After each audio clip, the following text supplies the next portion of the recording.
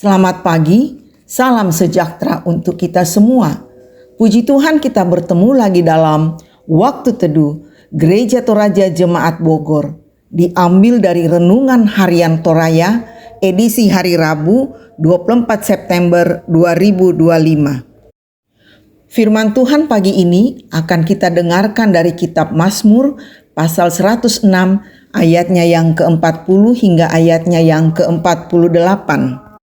Sebelum membaca dan merenungkan bersama firman Tuhan, mari memohon tuntunan Roh Kudus. Kita berdoa. Bapa kami yang di sorga, pagi ini kami mengucap syukur karena Tuhan masih mengaruniakan waktu untuk menjalani kehidupan ini. Tetapi sebelum kami memulai aktivitas kami hari ini, kami akan bersama-sama membaca dan merenungkan firman Tuhan. Oleh karena itu, mohon tuntunan Roh Kudus-Mu untuk menguasai hati dan pikiran kami, sehingga kami dapat memahami kebenaran firman-Mu seturut kehendak-Mu saja. Dalam nama Tuhan Yesus, kami berdoa dan mengucap syukur. Amin. Bacaan kita dari kitab Mazmur pasal 106 ayat ke-40 hingga ayatnya yang ke-48. Saya akan bacakan dari Alkitab Terjemahan Baru 2. Firman Tuhan berbunyi, maka menyalalah murka Tuhan terhadap umatnya, dan ia jijik kepada miliknya sendiri.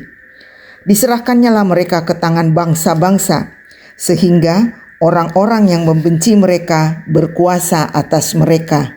Mereka ditindas oleh musuh-musuhnya, sehingga takluk ke bawah kuasanya. Berkali-kali ia melepaskan mereka, tetapi mereka tetap memberontak kepadanya dengan rencana-rencana mereka.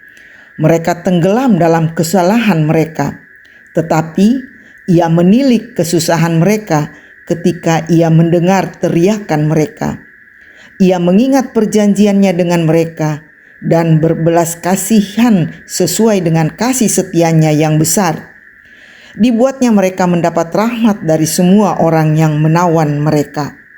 Selamatkanlah kami ya Tuhan Allah kami, kumpulkanlah kami dari antara bangsa-bangsa, supaya kami bersyukur kepada nama-Mu yang kudus dan bermegah dalam puji-pujian kepadamu.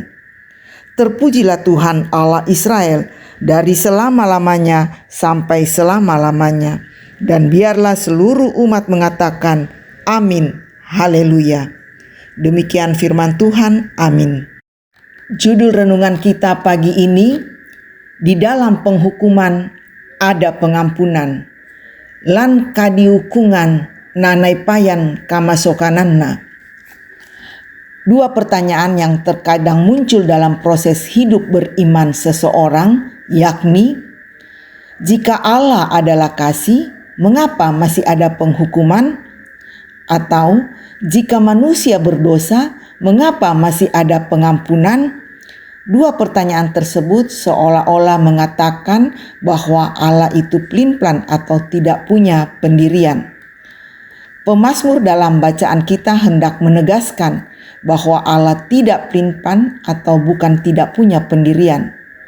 Tindakannya yang menghukum dan mengampuni sebenarnya hendak menjelaskan posisi Allah sebagai yang maha adil dalam setiap putusannya. Itu terlihat dalam tindakannya yang menghukum bangsa Israel dengan murkanya, namun pada akhirnya tetap mengasihi dengan setia. Pertanyaannya, mengapa dia menghukum? Ayat 6 menjadi kesaksian pemazmur bahwa hukuman dinyatakan terhadap setiap tindakan dosa. Mengapa dosa? Karena dosa adalah pemutusan relasi yang benar dengan Tuhan. Pada bagian ini jelas terlihat bahwa penghukuman Allah sebenarnya adalah proses pemurnian umat yang berdosa. Itulah sebabnya di dalam penghukuman ada pengampunan. Pemazmur sungguh menyaksikan itu ketika bangsa Israel memberontak dan hendak melawan Allah.